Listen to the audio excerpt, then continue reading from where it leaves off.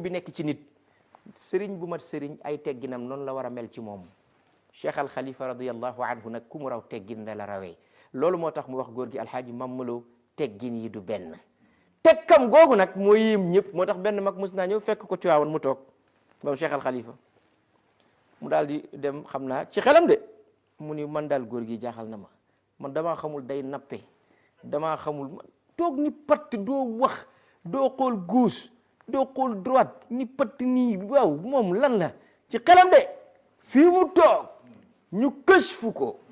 bët yi dal di wëlbatiku ci tàng bi rideau yi dandu moom ci boppam mi ngi gis Cheikh Al Khalifa radiyallahu anhu fi Cheikh Al Khalifa toog ñu ngi ko ubbil pavillon yonent bi alayhi salatu salaam ci Madinatul Munawwara mi ngi jàkkaarloo yonent Yàlla Muhammad ni mu tëddee ci biir rawdu bi en même temps mi ngi jàkkaarloo ak Cheikh Seydi Ahmad Tidiane yi ni mu tëddee ci biir rawdu bi ca Faas en même temps mi ngi jàkkaarloo ak Cheikh Alhaaji Malick ni mu tëddee ci biir rawdoom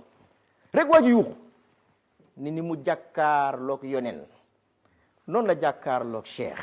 ni mu jàkkaarloog Cheikh noonu la jàkkaarloog As ni mu jàkkaarloog As noonu la jàkkaarloog yéen way woowu loolu ko indi loolu moo waral nga dégg wolof di wax woy nga mbay Sëñ Babacar Si radiyallahu taala anhu ku ko woy dalaa wan lu tax nga woy ko ku ko woy rek wan na la lu tax nga woy ko kon wàllu yàllaam da doon nitu yàlla boo xamante ni bii nii yàlla defaloon na ko tawfiiqu li ñuy soxla ci sëriñ ci wàllu teggin